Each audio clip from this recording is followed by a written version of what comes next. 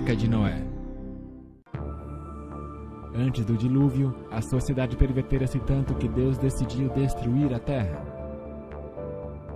Então disse Deus a Noé: o fim de toda a carne é vindo perante a minha face, porque a terra está cheia de violência, e eis que os desfarei com a terra.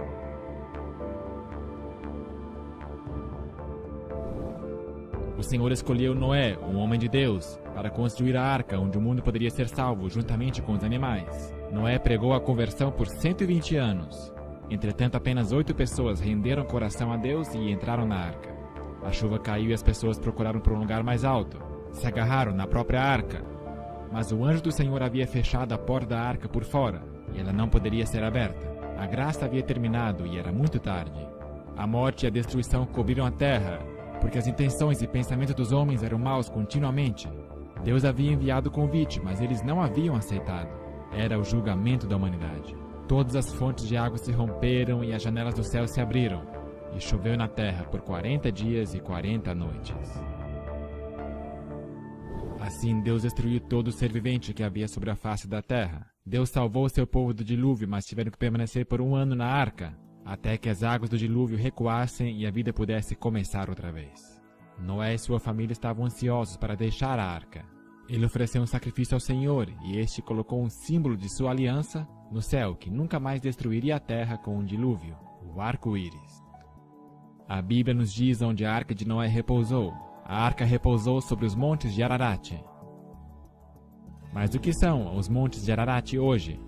O nome Ararat, como aparece na Bíblia, é o equivalente na língua hebraica de Urato, antiga nação ao sudoeste da Ásia, mencionada em fontes assírias do início do século 13 a.C. Esta área inclui parte da Turquia Oriental, bem como do Irã. Moisés não estava falando de uma montanha específica. Quando ele escreveu Gênesis, ele se referia a um país, Urato. Assim, a Bíblia diz que a arca repousou nas montanhas de um país, de Urato. A Turquia Oriental, cruzando o vale do Monte Ararat, é o local que visitamos. Esta área foi fotografada em 1959 por ocasião de uma pesquisa. Posteriormente, o turco militar Duru Pinar observou o objeto em forma de barco nessas fotografias.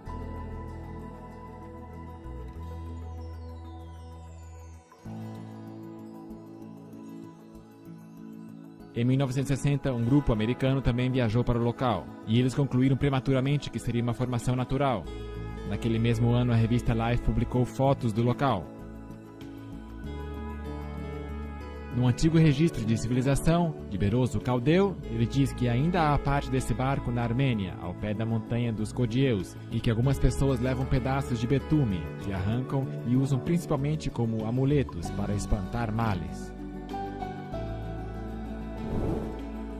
Hoje podemos olhar no mapa da Turquia e encontrar este local como Nuhun Gemizi, o barco grande de Noé. Visitando o local, pousamos próximo do lago Van, que uma vez fora o anfitrião da capital antiga de Urato, chamada Tushipa, situada ao longo de sua costa. Viajando por fora pela zona rural, nós vemos um vulcão extinto próximo da estrada. Cruzando uma montanha, nós logo vemos, ao longe no horizonte, o famoso Monte Ararat.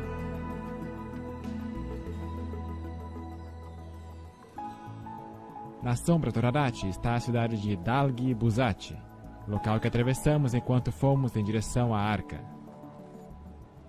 O Monte Ararat é uma bela montanha, cheia de história, e de escavadores monteses que buscam a arca, mas sem sucesso. Cruzando o vale, nós vemos que o governo ergueu uma placa na estrada, no Nuhun Gemizi, 5 km montanha acima. Na primeira viagem de Ron White a essa região, no ano de 1977, ele não soube onde procurar e só esteve lá por 3 dias na área. E seus filhos adolescentes oraram para que o táxi se demorasse em áreas onde eles precisassem procurar pelo local verdadeiro. E naquele dia Deus de fato atrasou o táxi. Aí em cima, nessas montanhas, está o lugar de repouso da arca. A tradução livre do nome dessa montanha é Monte do Juízo Universal, assim chamado por causa do evento mortal da inundação. À medida que subimos com o carro, podemos ver o menor Ararat e o grande Ararat atrás do vale. Ambas são montanhas vulcânicas, pós-diluvianas, que não estavam no mesmo local durante a inundação. Na verdade, seria o último lugar onde as pessoas deveriam procurar. Finalmente chegamos à arca. Observando da popa até a proa, podemos ver o esboço em formato de um barco.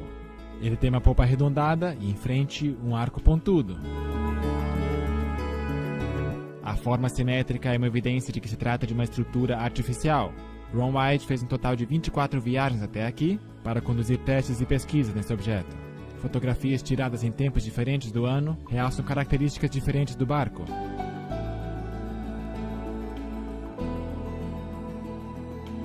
Havia tantas evidências convincentes da descoberta nesse local que o governo turco declarou esta área como Parque Nacional da Arca de Noé. E ainda hoje o mundo é desavisado dessa descoberta surpreendente.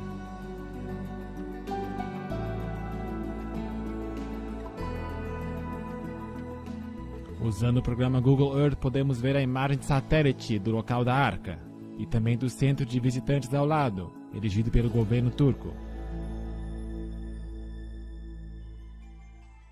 Foi no dia 21 de junho de 1987 que se realizou uma cerimônia na montanha para comemorar o local como o Parque Nacional da Arca de Noé.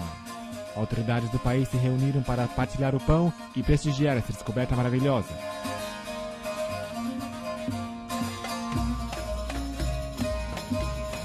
O governador, oficiais militares e outros altos funcionários participaram da comemoração de descoberta. Ron White era um convidado especial por causa do extenso trabalho que ele realizou neste local.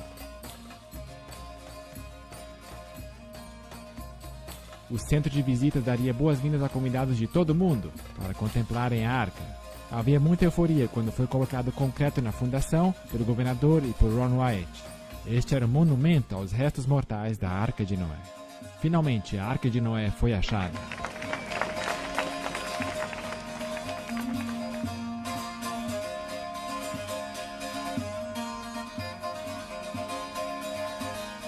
No dia seguinte, um artigo foi publicado no jornal de maior circulação da Turquia, publicando que o grande barco de Noé estava aberto para o turismo.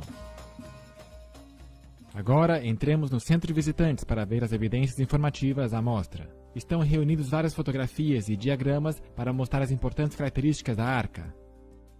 Artefatos da arca também estão à mostra, incluindo madeira petrificada e fósseis marinhos da área, indicando as pistas para a grande inundação.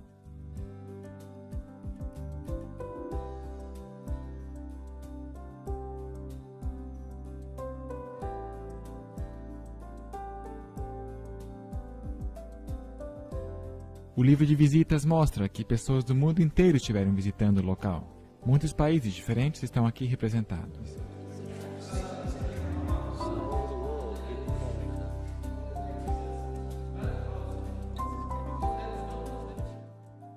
Hassan tem trabalhado no centro de visitação desde sua fundação. Ele tem morado a vida inteira numa aldeia aqui na montanha, um pouco acima da arca, e tem muita história associada a ela. A fotografia dele apareceu no jornal de Knoxville, Tennessee. Assim, o nosso grupo trouxe uma cópia plastificada para ele. Hassan nos conta agora sobre um fenômeno interessante que aconteceu sobre a arca. Em 1948, houve um terremoto à noite, e quando acordamos pela manhã, vimos que a terra fora removida, e vimos a estrutura em forma de barco. Também depois daquela hora vimos uma luz que nós pudemos enxergar naquela noite, na vila. Quando olhamos para o local da arca, as pessoas pensaram que aquelas coisas eram santas. E quando eles foram até próximo da arca, a luz havia desaparecido, não puderam ver mais nada. Depois daquele terremoto, eu vi a formação do barco e em cima, na minha opinião, uma combinação de luz verde e amarela e meio avermelhada. E várias pessoas na vila dizendo que era um lugar sagrado, que havia ouro, que nós deveríamos ir lá e escavar. Quando nós finalmente chegamos à arca, não pudemos ver mais a luz. Depois que o governo confirmou que aquela estrutura era o barco de Noé, a luz desapareceu.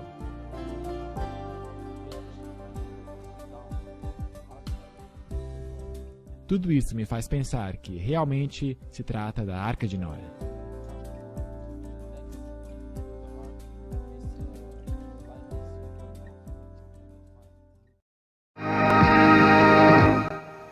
Do you believe Noah's Ark actually existed?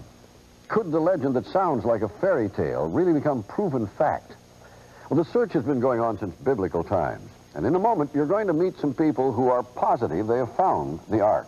Now, we know such claims have been made before, but a few months ago, these people came to 2020 with some new and intriguing scientific findings.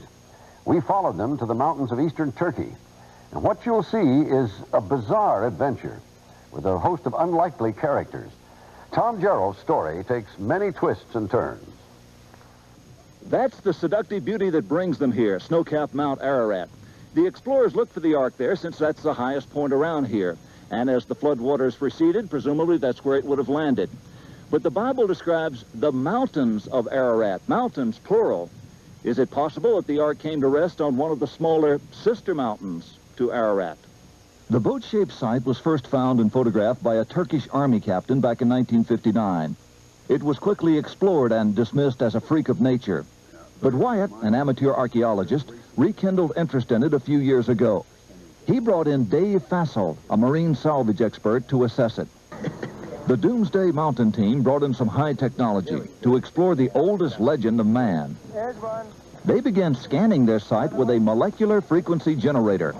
It's a device used by surgeons to pinpoint cancer tumors, and it's been used by Fassel to locate underwater treasure. This time, the molecular frequency generator began to pick up a unique pattern of iron lines beneath the earth. Okay, bring that one up. They began placing ribbons along those lines. The finished shape, outlined by the ribbons, was that of a huge ship, the approximate length and width of Noah's Ark, as described in the Bible. The fascinating field of ribbons soon attracted higher academic interest. That looks like iron. Okay. Dr. John Baumgartner, a physicist with Los Alamos Laboratories, sent samples back to the lab for analysis and confirmed that the metal they were tracing with the ribbons was indeed iron.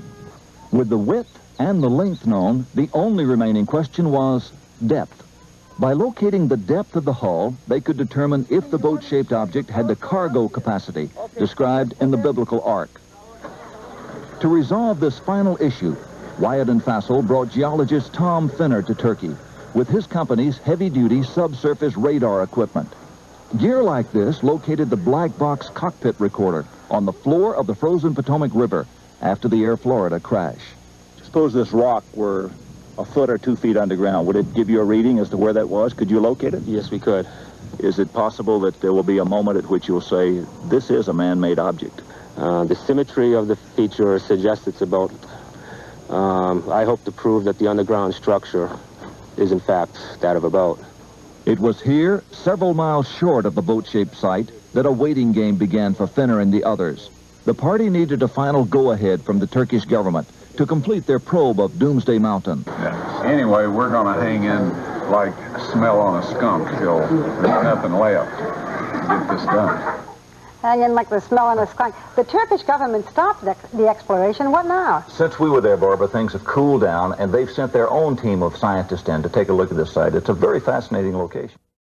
Radar de penetração no solo foi utilizado para ver o que tem dentro da formação. Os traçados criaram um quadro das madeiras debaixo da terra.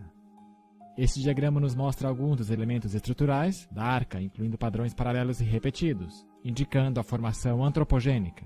De fato, há algo além de pedra nessa formação. Um dispositivo de radar desenvolvido por um grupo de pesquisa de geofísicos em Hudson foi utilizado na montanha. O dispositivo é chamado de SIR e é utilizado por companhias de exploração de energia para analisar o que está abaixo da superfície do solo. De acordo com o SIR, esses dados não representam geologia natural. É uma estrutura feita pelo homem. Essas reflexões acontecem muito periodicamente para ser estrutura natural fortuita.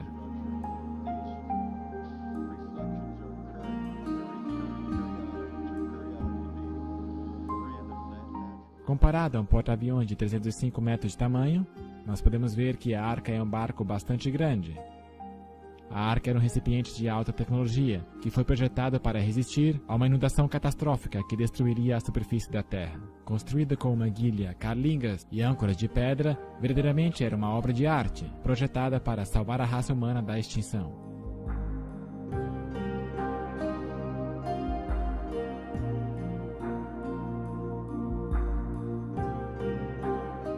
Bíblia nos fala que a arca era de 300 côvados de comprimento, e a formação da arca foi medida em 156,9 metros de comprimento, que corresponde a exatos 300 côvados egípcios. Moisés, ao escrever a narração de Gênesis, era acostumado a usar o côvado egípcio, que é maior e tem aproximadamente 52 centímetros. A Bíblia menciona um côvado mais antigo, um côvado segundo a primeira medida, isto é, o côvado egípcio, que foi dividido em 28 dígitos, compondo a vara do côvado.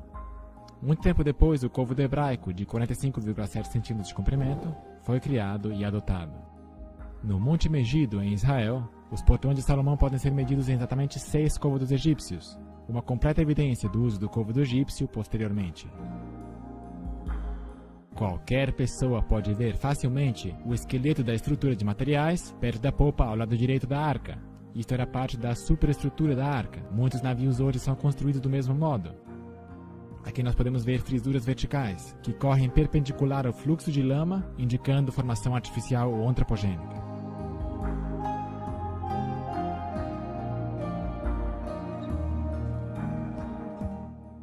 Os garotos das aldeias vizinhas nos cumprimentam ao darmos uma olhada neste bordo da arca, que curva além, para frente. Este lado está enterrado predominantemente na terra. O lado de fora da arca, da parte da frente, está bem diante de nós, e então examinamos o lado a este bordo para ver o topo esqueleto das madeiras.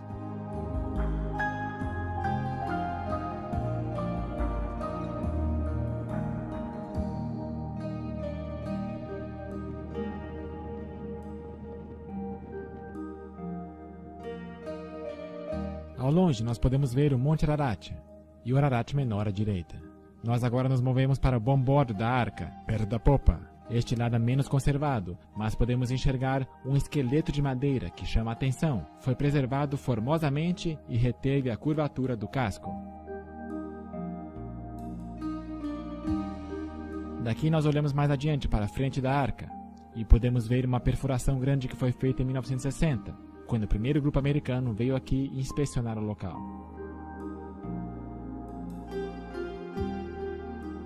Estamos agora na área mediana da arca e nos movemos para o interior do bombordo, onde podemos ver 4 saliências horizontais seguidas. Elas são organizadas em um padrão regular, indicando construção artificial.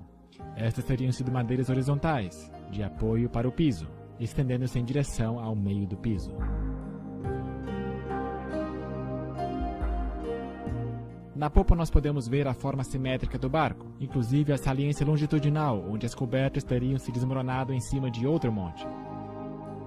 Continuando a inspeção da popa, podemos ver 5 objetos seguidos ao longo da área a bombordo do interior do piso. Estes foram medidos a intervalos regulares e parecem ter sido postes verticais que teriam apoiado o piso.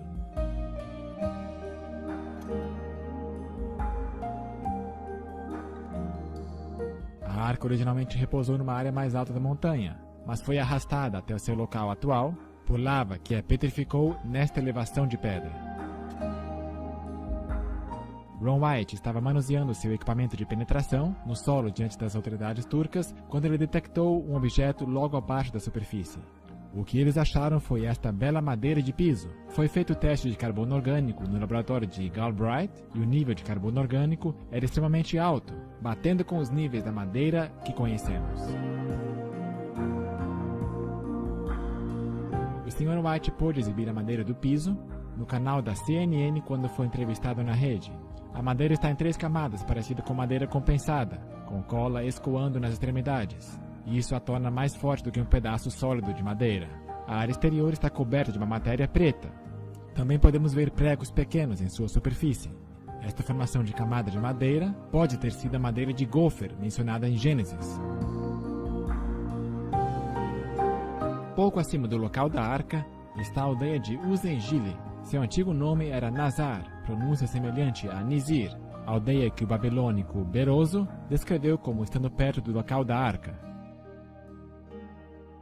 Flávio Joséfo, no primeiro século, disse: seus restos podem ver-se até hoje junto a seus habitantes. Isto significa que a arca estaria em um local acessível. Esta aldeia local teria sido um produto do comércio turístico, se beneficiado de visitas à arca. Os visitantes da arca teriam comprado lembranças na aldeia. Evidência disso foi a descoberta no ano 2000, quando um arqueólogo achou este artefato a 18 metros da arca. No lado côncavo há uma estrutura de um homem que utiliza um martelo para assentar um prego. Pode ser Noé construindo a arca. No lado convexo, uma pintura antiga mostra um homem que liberta pássaros, semelhante à narrativa bíblica de Noé, libertando um corvo e uma pomba. Isto é apenas uma outra evidência surpreendente encontrada aqui, no local da arca. Ron White encontrou uma cavidade aberta no lado da arca. Utilizando um instrumento de perfuração, ele teve acesso ao interior da arca. Evidência atordoante foi obtida do interior do navio. Improvisando um longo dispositivo em forma de ancinho, esterco petrificado de animal foi extraído da extremidade. Pelo de gato também foi extraído dali. Depois, um chifre petrificado foi extraído. Isso de fato é tudo que alguém poderia esperar achar no fundo da arca. A Bíblia nos conta que os antediluvianos já eram peritos na extração de metal. Tubal-Caim, mestre de toda a obra de cobre e ferro.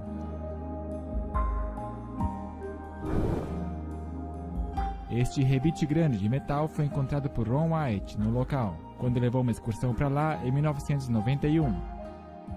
O centro da haste foi golpeado enquanto estava quente, de forma que prensou a arruela em sua posição devida. Resultados de testes mostram que a haste tinha 8% de alumínio. Metal em sua forma pura metálica feito pelo homem.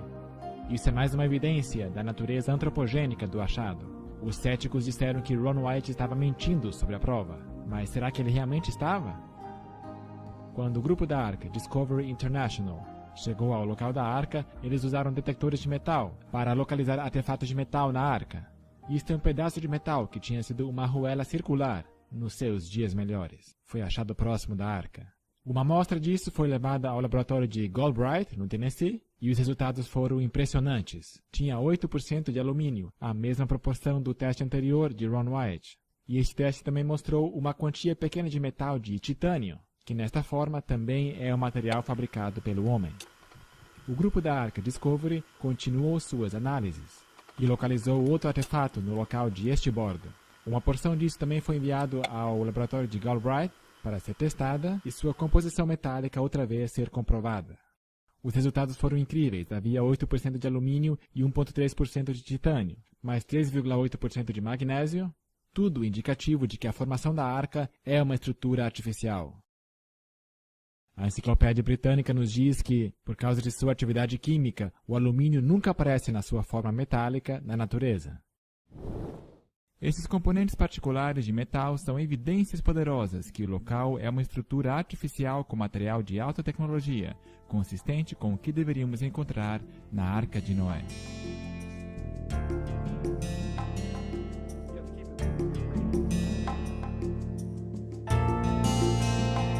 Foram achados outros artefatos de metal a piso de bom bordo. Nosso detector de metal captou os sinais de uma placa retangular que tinha 6 rebites originalmente. Um ainda é visível do lado esquerdo. Podem ser vistos artefatos de metais ao longo da arca, em vários locais. Os objetos de metal têm cor diferente do material ao redor, tornando-os mais fáceis de serem localizados.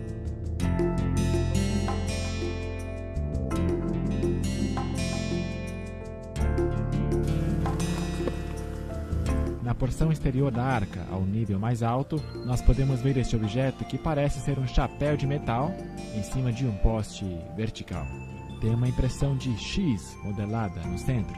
O lado esquerdo do chapéu está perdido, mas o topo e este lado mais próximo ainda estão fixos no poste. A impressão de X é indicativa de uma estrutura artificial com ângulos de 90 graus. A nossa segunda parada de táxi é a aldeia de Kazan. Um pouco abaixo, no Vale da Arca de Noé, nós prosseguimos para a aldeia de Kazan, onde porções do sistema direcional da arca foram deixadas, permitindo que flutuasse mais livremente. A aldeia era conhecida como o lugar dos 8, chamada assim possivelmente por causa dos 8 sobreviventes da inundação. Esta é a primeira área onde Noé e sua família teriam vivido depois do dilúvio.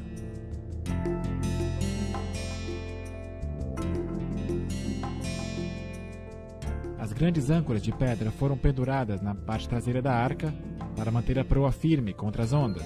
Isso criou um tipo de resistência na água, fazendo com que a parte traseira da arca, arredondada, se mantivesse estabilizada, face às poderosas ondas que poderiam danificar criticamente a arca. Esta é a nossa primeira pedra âncora, medindo aproximadamente 3,30 metros de altura e mais 1,20 metros enterrados no chão. Um buraco foi perfurado no topo de cada âncora, 12 centímetros de abertura de um lado e 17 centímetros do outro, permitindo que uma corda fosse passada por dentro e um nó a fixasse. Foi projetada para ser erguida quando estivesse na água, quando pesaria menos, impedindo assim que o topo se quebrasse. O fato mais notável são as cruzes que foram esculpidas na âncora de pedra. Bem cedo, os cristãos passaram por esta área e reconheceram os objetos como artigos bíblicos da arca. Eles esculpiram então cruzes nessas âncoras de pedra, representando Noé e sua família.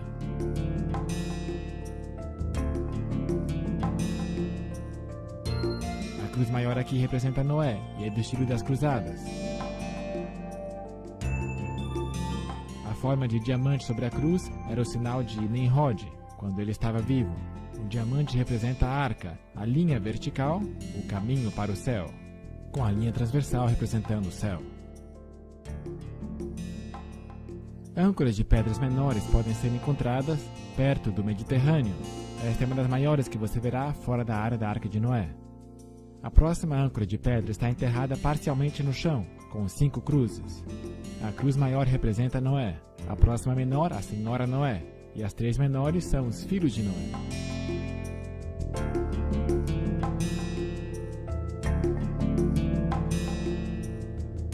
Ao fundo está uma possível imagem da Torre de Babel, construída por volta de 200 anos depois do dilúvio, por Nimrod e seus seguidores rebeldes.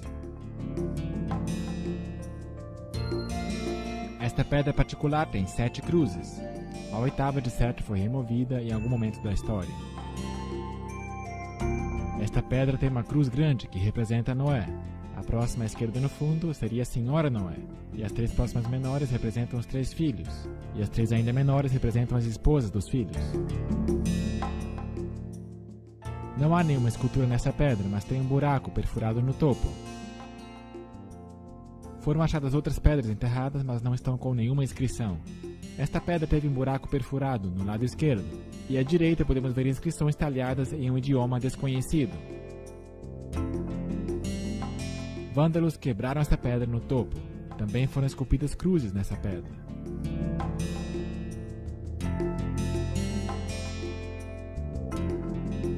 Cinco cruzes estão nesta âncora de pedra. E no topo podemos ver onde o buraco foi quebrado.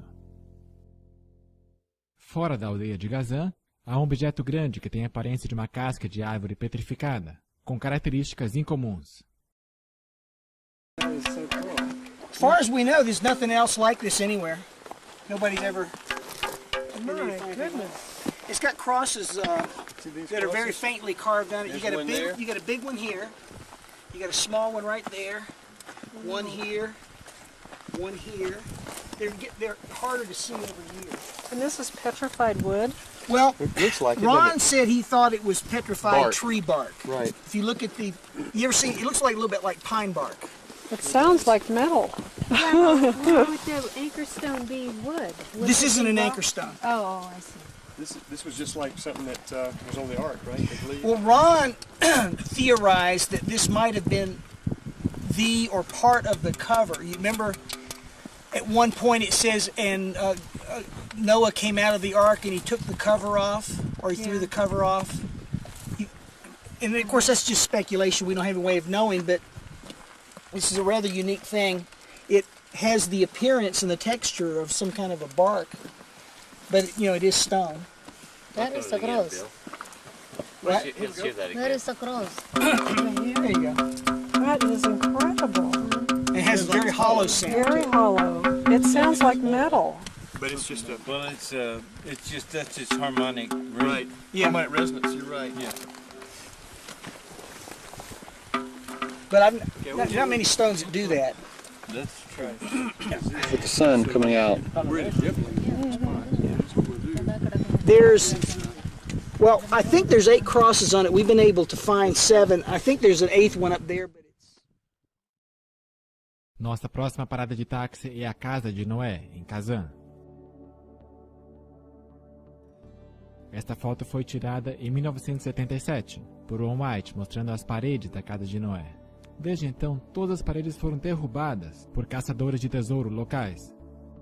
Na parte da frente havia esta lápide grande. Na lápide estava um desenho de 8 pessoas e um barco em uma onda. A segunda maior pessoa estava olhando para baixo com os olhos fechados. Isso indica que esta era a lápide da senhora Noé. Depois que Ron White mostrou essa lápide a alguém, essa pessoa contratou outros para exumar o sarcófago de 5,4 metros da senhora Noé. A sua depressão no chão ainda é visível hoje. As joias dela foram depois vendidas no mercado negro por milhões de dólares. Estendendo-se para fora da casa de Noé, está este cercado de pedras para conter os animais. Em Gênesis nós lemos que Noé trabalhou no campo e, nesse caso, podemos ver a detenção de animais. Algumas cercas são mais proeminentes que outras, mas elas estão todas em linhas retas. Além, atrás da casa de Noé, há este altar grande, que foi usado para sacrificar animais a Deus. Tem aproximadamente 3 metros de diâmetro e tem a forma de um cubo.